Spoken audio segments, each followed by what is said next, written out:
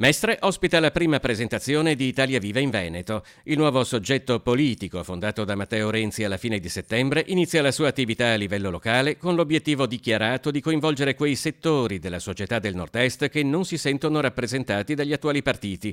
Quello di Mestre si propone come il primo di una serie di incontri da replicare in tutte le province della regione. Le nostre iniziative sono sempre molto partecipate, lo vedete anche qui a Mestre, ma lo sono state in tutti i luoghi.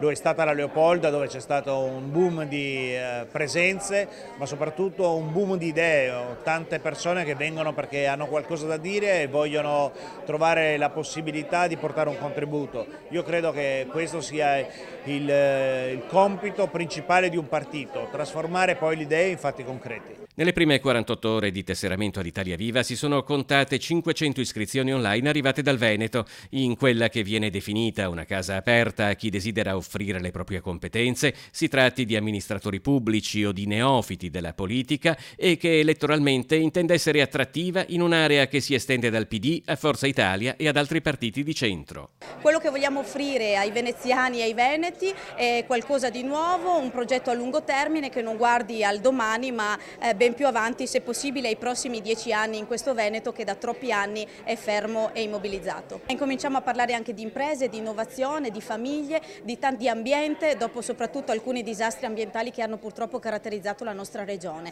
Vogliamo uscire dagli schemi e parlare a tutti dei temi che veramente interessano ai veneti. Penso a tutto il popolo delle partite IVA. Dobbiamo trovare una soluzione perché sappiamo benissimo cosa significa in un territorio come il Nord-Est parlare di questo argomento. Dobbiamo sicuramente trovare il modo di non mettere nuove tasse e invece di puntare sugli investimenti.